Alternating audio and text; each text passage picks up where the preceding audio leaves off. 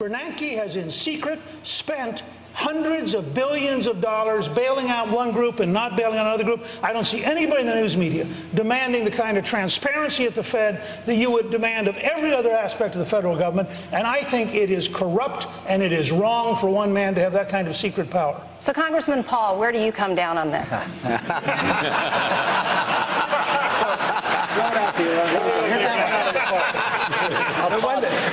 One thing I might say that we have made some inroads on the Federal Reserve. We passed a bill last year. We got a partial, audit of the Fed, and we've learned a whole lot. They were dealing in $15 trillion. $5 trillion went overseas to bail out foreign banks. But you know what? Congress did a lot. I've worked on it for a good many years. But Bloomberg helped and Fox helped. They had court cases, Freedom of Information Act. And there are some, even at this table, who didn't think auditing the Fed was such a good idea, that we could call up the Fed and ask them, and they would tell us what they're doing. I've been calling them up for 30 years, and they never tell me. But we're getting to the bottom of it. But if you want to understand why we have a problem, you have to understand the Fed. Because the cause comes from the business cycle. We shouldn't be asking what to do exactly with the recession. Obviously, we have to deal with that, but you can't cure the disease if you don't know the cause of it. And the cause is the booms. When there are booms, and they're artificial, whether it's the CRA or whether it's the Fed easy credit, when you have bubbles, whether it's the NASDAQ or whether it's the housing bubbles, they burst. And when they do, you have to have corrections, and that's what we're dealing with. And we can do this by building coalitions and not sacrificing any principles. Juliana? Thank you, Charlie. Let me go to housing. What would you do? Would you get the federal government out of housing? Yes. Absolutely. I mean, there's no need to. Look at no Freddie Mac, no Fannie Mae, nothing. That's where the distortions come. That's where the moral hazard comes from. That's where the malinvestment, overbuild. It was predictable. You talked about what economists we should look to, and unfortunately, we've been living with Keynesian economics for many, many decades. And everybody who was right about predicting the bubbles were Austrian economists. They said they were coming. And yet they're also saying, and I agree with them, that everything that we're doing right now is wrong. So what we did with the housing bubble, yes, we had too many houses. It was glaring in our face. The bubble was doomed to burst, and it came because of Fannie Mae, Freddie Mac, easy credit, and also Community Reinvestment Act. So who got into trouble? The people who did the speculating, the Wall Street, the derivatives market.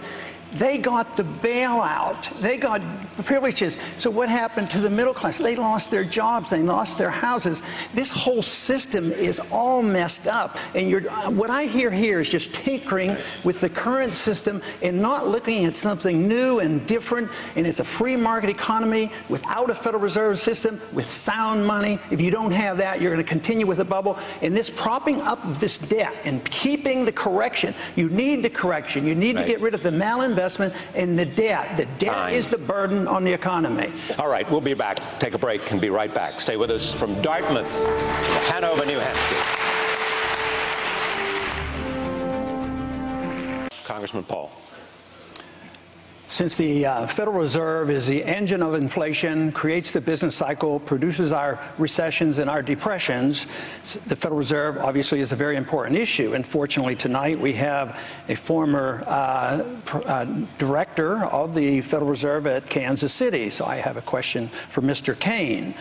Mr. Kaine, in the past, you've been rather critical of any of us who would want to audit the Fed. You said you've used pretty strong terms that we were ignorant and that we didn't know what we were doing. And therefore, there was no need for a Fed audit anyway, because if you had one, you're not going to find out everything because everybody knows everything about the Fed. But now that we have found and we've gotten an audit, we have found out an awful lot on how special businesses get, bailed out. Wall Street, the banks and special companies, foreign governments. And you said that you advised those of us who were concerned and you belittled, you say, call up the Federal Reserve and just ask them to get the PR person. So do you still stick by this, that this is frivolous, or do you think it's very important? 64% of the American people want a full audit of the Fed on a regular basis. Mr. Kaine. First of all, you have misquoted me. I did not call you or any of your people ignorant. I don't know where that came from. I'll get it for you. All right? Now, so you got to be careful of the stuff that you get off the internet, because that's just not something that I have said. Secondly, when I served on the board of the Federal Reserve in the 1990s, we didn't do any of the things that this Federal Reserve is doing. I don't agree with the actions of this Federal Reserve. I don't agree with the actions that have been undertaken by Ben Bernanke. We didn't have a $14 trillion national debt to prop up with some of the actions that they're taking. And I have also said, to be precise, I do not object to the Federal Reserve being audited. I simply said, if someone wants to initiate that action, go right ahead. It doesn't bother me. So I've been misrepresented in that regard. I don't have a problem with the Federal Reserve being audited.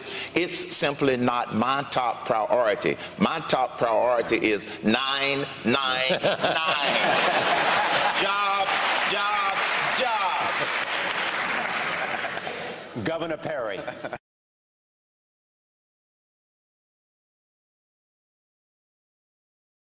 But people who say, well, we ought to audit the Federal Reserve because we don't know enough about it. Well, here's the advice I've given to people who are worried about an audit of the Federal Reserve.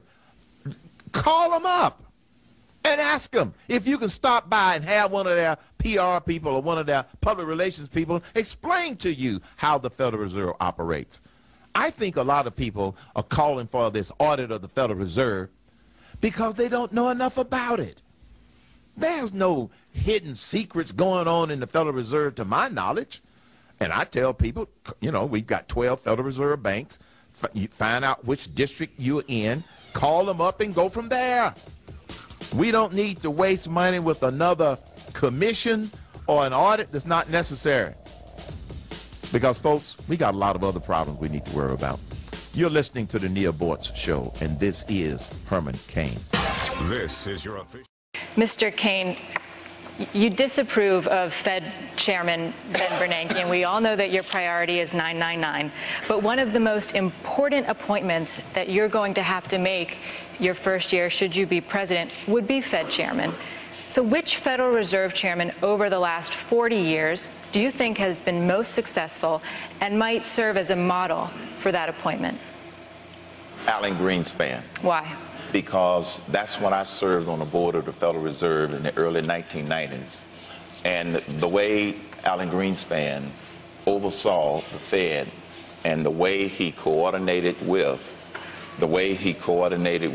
all of the Federal Reserve banks, I think that it worked fine back in the early 1990s. Now, on that same point, I have already identified two candidates, which I cannot give their names, to replace Mr. Bernanke in anticipation of having that responsibility. We must narrow the mission of the Fed first. I don't believe in ending the Fed.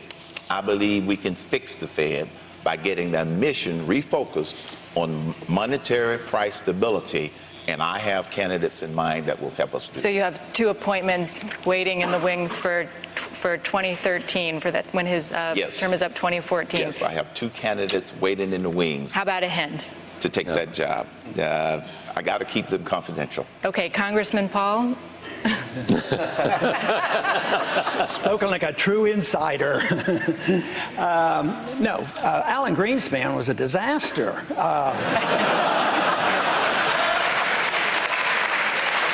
Everybody in Washington, liberals and conservatives, said he kept interest rates too low, too long. Of course, the solution was lower them even more, and they think that's going to solve our problem.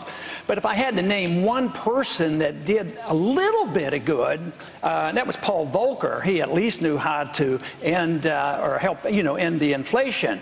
But of course, with my position that I don't think highly of the Federal Reserve, and I think we should have sound money, and we shouldn't have somebody deciding what the interest rate should be and how much money supply we should have. I mean, nobody satisfies me. But certainly Alan Greenspan has ushered in the biggest bubble. And what did we do? We've continued the same thing, doing the same thing. We think the inflation under Alan Greenspan was bad, so we're trying to solve the problem by inflating even further. So Bernanke compounds the problem. He's inflating twice as fast as Greenspan was. But Greenspan caused so much trouble, and he used to believe in the gold standard. I think he's coming around to that. And before he retires, he'll write his biography and explain why he's coming back to the gold standard.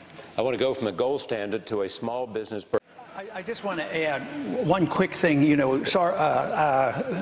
Dodd-Frank obviously is a disaster. It's estimated it's going to cost $1 trillion. I think one of the reasons we're not getting anywhere, and we're not getting anywhere in Washington, it's a partisan fight. It's a fight over power.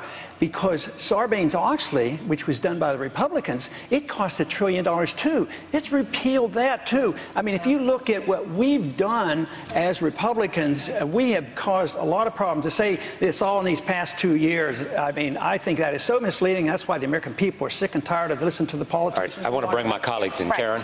Governor Perry. Congressman Paul. My motivation, my goals has always been to promote liberty, believing that's what made America great. If we want prosperity, if we want peace, we understand what the cause of liberty is all about. And we have to understand that a free market system and sound money gives us the prosperity. And it also is the humanitarian program, because once you get into the welfare state and the socialist state, it all backfires. So if you care about people, you believe in liberty, that's what made America great, that's what I want to restore.